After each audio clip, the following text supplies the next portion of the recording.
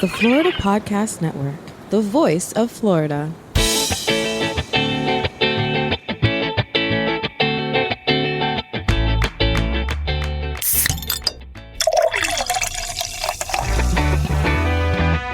From Mallory Square in Key West to the Governor's Mansion in Tallahassee and all points beyond, you're listening to the Florida Beer Podcast, powered by FloridaBeerBlog.com, your source for all things related to the craft beer community in the Sunshine State. And now your host, Dave Butler. Welcome to another episode of the Florida Beer Podcast, powered by FloridaBeerBlog.com. This is Dave, your host and author, and we are, like I said, back in Doral. We're going to be chatting with the other big brewery there, MIA. You may have known them as MIA Beer Co. They've made a little bit of rebranding into MIA Bruhaus, which is kind of awesome because they are doing a lot of really great things as they have continued almost as long as the blog has been in existence, which is sort of awesome. And unfortunately, haven't gotten out there a whole lot as much as I really wanted to. And that I was able to finally rectify. They were founded by Eddie Leon, who has continued to be a part of the organization. And it was Eddie who sat down with me not too long ago to talk about all of the history that they have had at MIA Brewhouse, also MIA Beer Co. From early distribution, creating their own company, building in Doral, which is kind of a fun story in and of itself, and all of the activities that they have been going through over the past couple of years, which is really kind of awesome. This is going to be part one of a two-part interview because we did have a nice long chat because of exactly how much history they have, which is amazing. So make sure to come back next week for part two. But as of right now, let's get part one started with Eddie Leon, founder of MIA Brewhouse. Enjoy.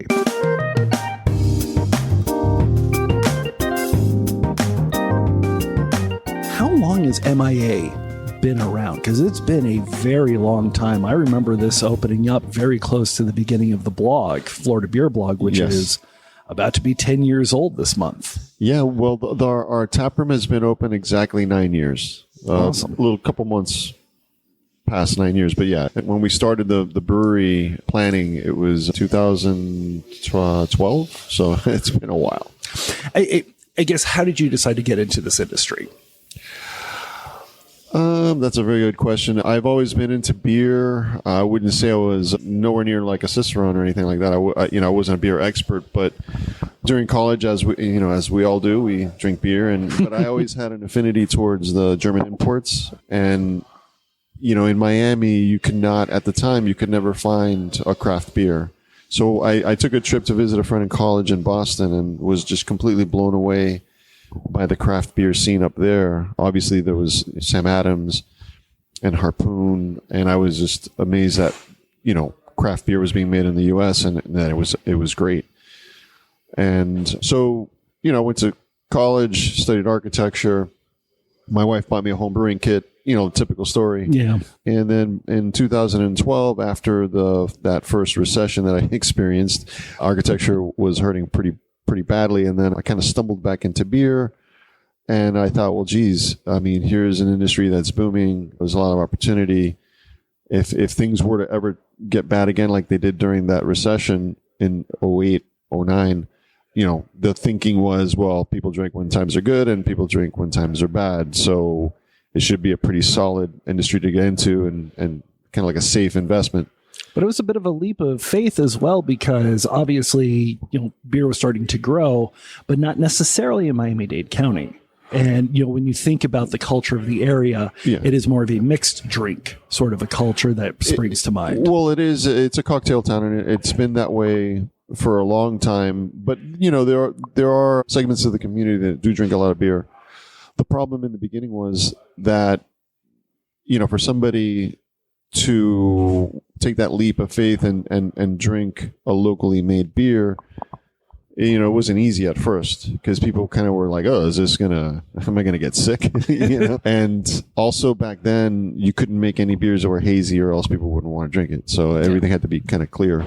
I was going to say, even the major retailers, when they would bring in beers for this market, the beer would basically be a Euro lager. It'd be Heineken, Estrella. Must I say the C word? I don't like the C word. When you decided to do this, how did you start to develop, here are the beers that we want based on your preferences, what you knew the market was going to go for, a mixture between the two? How did you sort of look into that part of the opening process? In the beginning, positioning our product was a little bit tricky, obviously, and making lagers wasn't, our forte. The best beer, my favorite beer while I was a home brewer and while we were doing those first beer festivals like Grovetoberfest and those initial festivals in Miami, the best beer was my Hefeweizen. And that Hef was everywhere when you first opened. Right. And so that was the first beer that I kind of perfected. And that became Miami Weiss, or rather Miami Weiss. For those of you that speak the German. Yes.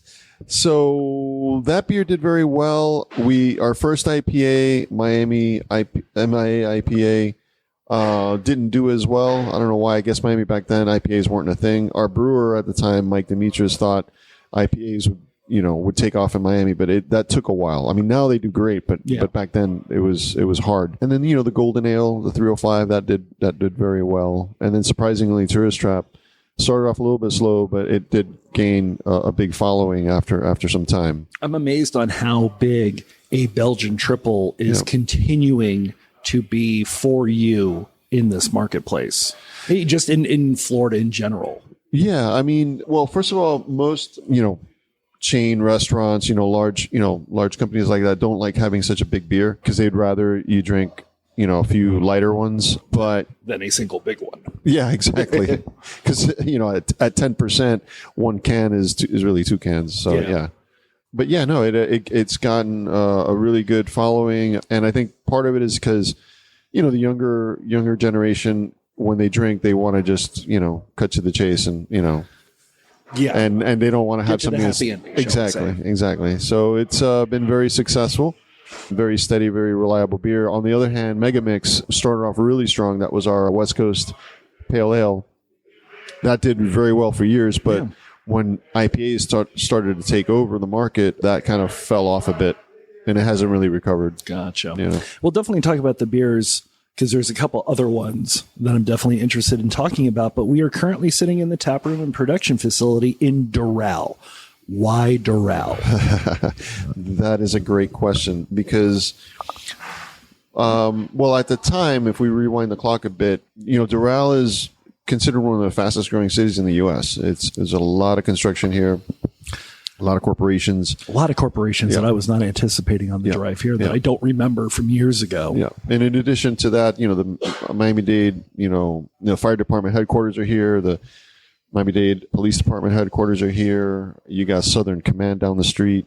So there's a lot of big institutions in addition to the corporations. So there is a captive audience. But the main reason why I chose Doral is because I lived in Doral since 2000. So back then, if you wanted to go to have a dinner... If you wanted to go have dinner with your wife, the choices were Applebee's or Hooters. So not a very good selection. No. So then, the nearest place for a nice restaurant would be, somewhere in Coral Gables, would be the closest by, or if not South Beach, but obviously going all the way over there, it takes time. Then you have to pay for parking. It was kind of a pain. So I chose Doral also because the rent was very inexpensive compared to Wynwood. Everybody that was going to, opening a brewery at the time, they chose Wynwood, but they were paying double what I was paying here in Doral. And take a look at how many breweries are left in Wynwood. Yeah. We just had another one close. Oh, yeah? Which one? Well, Wynwood. Correct. Yeah. Yeah.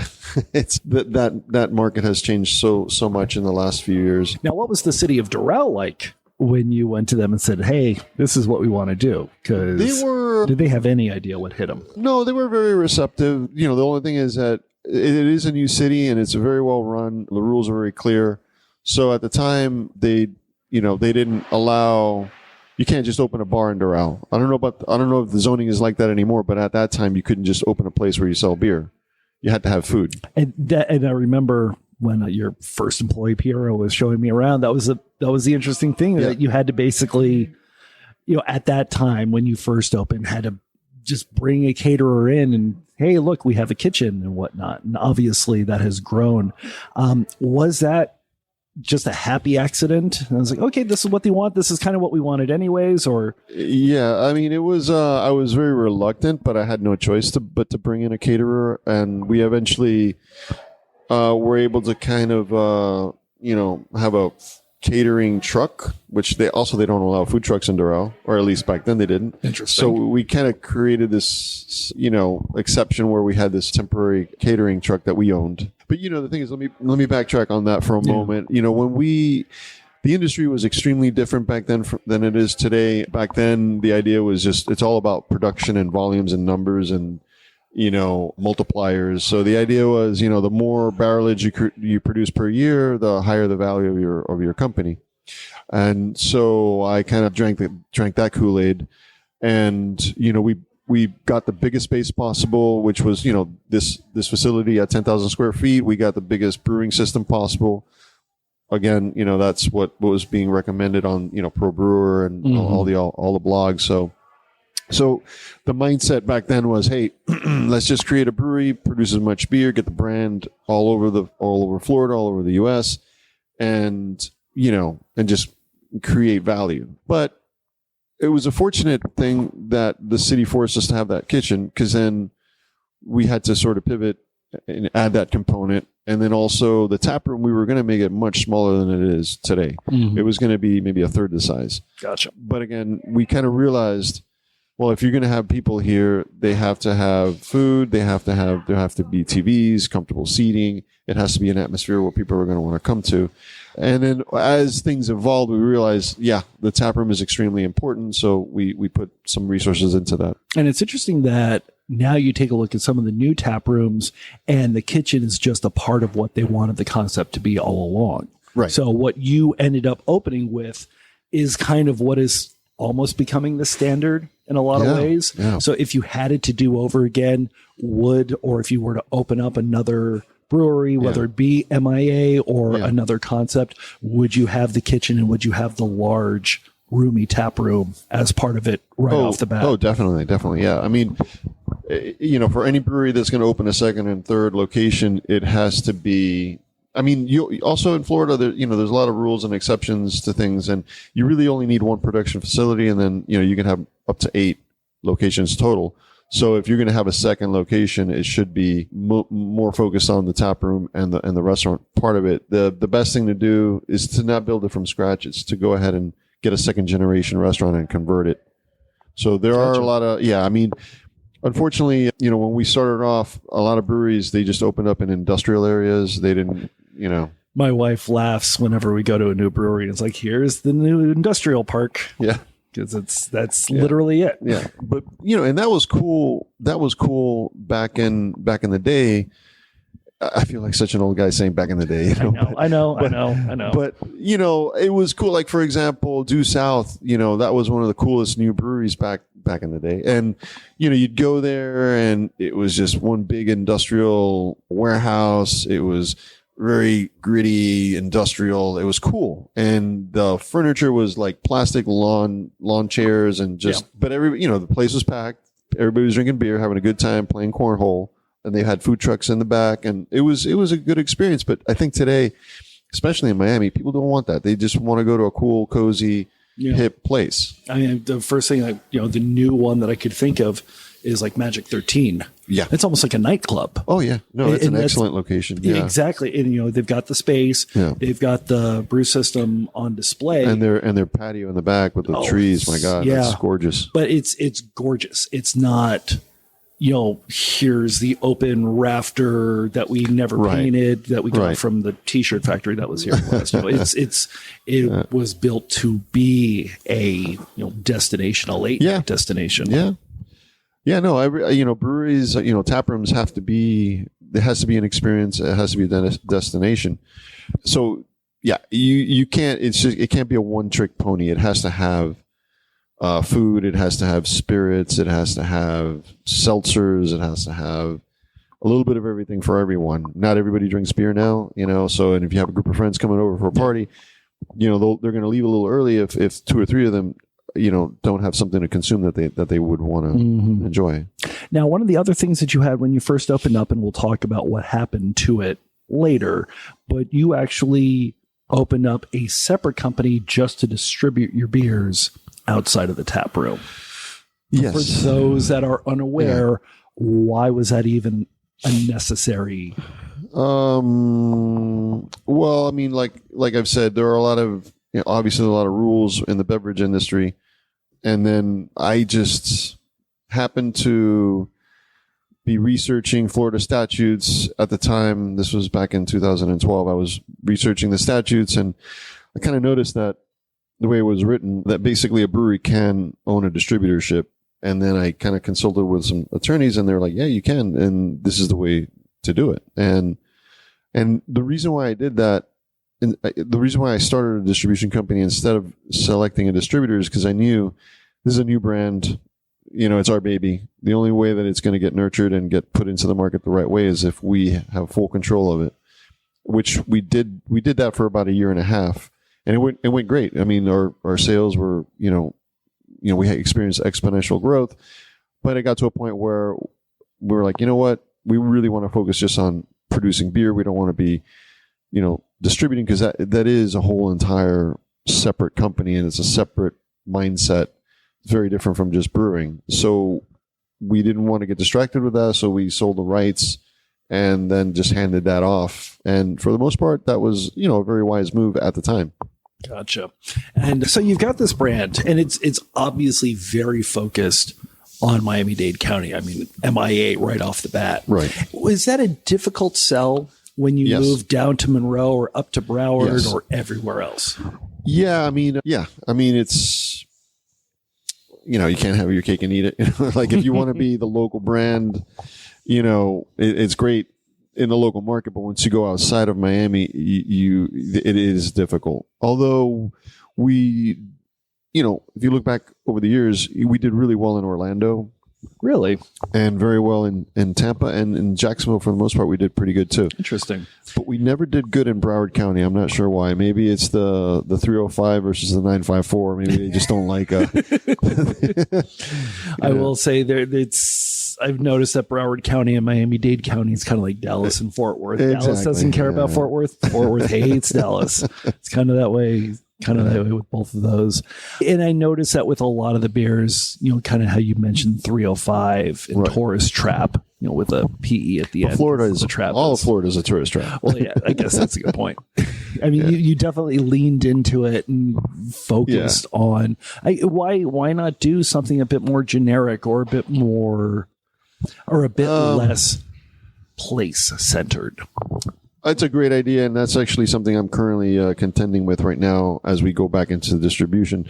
But one of the things that drives me, obviously my background is architecture, so I love creativity. I'm the king of dad jokes in a way.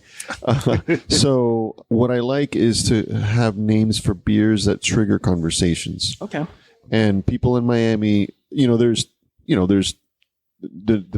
the recent arrivals, people that just came down from New York, that they might not get those jokes, but the ones that have lived here, especially our Hispanic names, it's kind of like an icebreaker when you're with a group of friends, which is kind of fun.